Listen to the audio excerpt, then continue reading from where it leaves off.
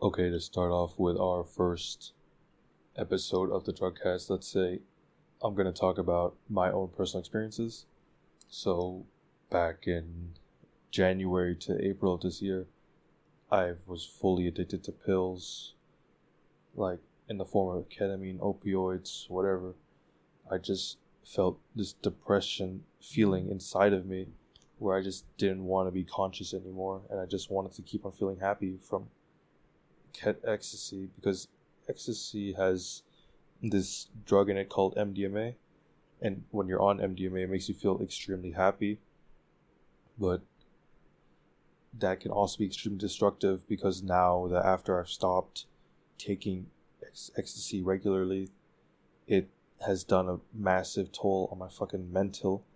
I can't really feel emotion without the form of drugs, and that is really damaging. Like, ecstasy is completely fine in my opinion if you do it in moderation, like once every 6 months or once a year.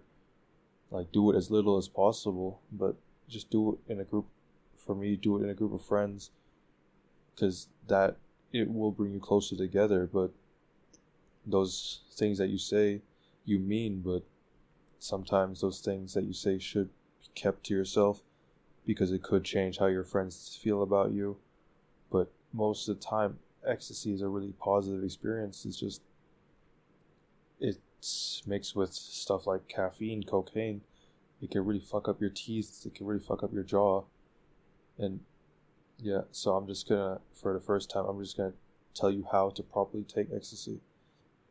So, in my professional opinion, how you should take ecstasy is you should take 240 milligrams max, because that lasts 3 hours, and then just prepare to not be able to sleep that night because of the X, and then be in a group of friends, bring a shit ton of water, bring a shit ton of Vaseline, because your lips will get dry as fuck because of it, and once they're dry, it really cracks up, and then it might make your lips bleed. But yeah, and then with ecstasy, the effects of it is your eyes will start to shake, your jaw will start to tighten up, you'll want to bite things more, and your teeth will start to rattle. But how you feel inside it's a depressing feeling after you're not on it, because you'll realize, fuck, I'll never ever be able to feel this happy again without ecstasy. And for me, that's the reason I kept on taking it, just to feel that happiness again that I wasn't feeling from my normal everyday life, because I was fucking depressed at this point. I had nothing to show for my life and for who I was, so ecstasy was the only way I could show my real emotions to people, and it just made me a more emotional, understanding person. But that is not, it's just building relationships based off of fraud, and if you do that, it's completely just utter bullshit. So for me, you can take ecstasy once just to try it, but the second you want to take it again, be careful. Make sure it doesn't go into an endless loop of just, oh fuck, I want to feel happy, I want to feel like how I felt off ecstasy.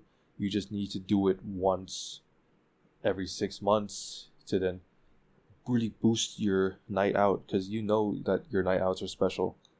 Don't do it every day to try to be happy. It's not an antidepressant, because the second that the ecstasy high goes away, you'll feel depressed as fuck. And that's why I recommend hanging out with friends, because if all of you are taking it, and then right after, you will still have the good vibes from the X, and you won't be as high anymore, but you won't feel as depressed because you're with your friends, and the group vibe will just kind of build up together, in a sense of you'll feel happy because you're with your friends and not that you're with ecstasy.